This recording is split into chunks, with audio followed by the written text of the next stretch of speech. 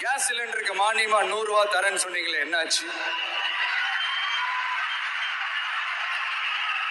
கரும்புக்கு ஆதார விலையா 4000 ரூபாய் தரேன்னு சொன்னீங்களே, என்னாச்சு?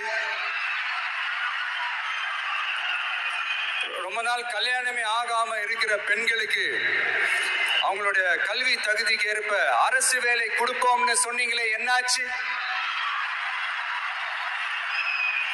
இதெல்லாம் வெறும் சாம்பிள் தான். இதோட ஹைலைட் ஒண்ணு இருக்கு.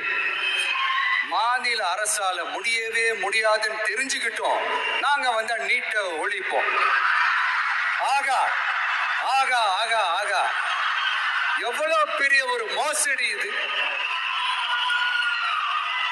கேட்டா நாங்க தான் முன்மாதிரி ஆட்சின்னு சொல்லுவாங்க. மோசடி ஆட்சி. மோசமானவங்களே முக்கியமானவங்க கேள்விப்பட்டிருக்கிறீங்களா?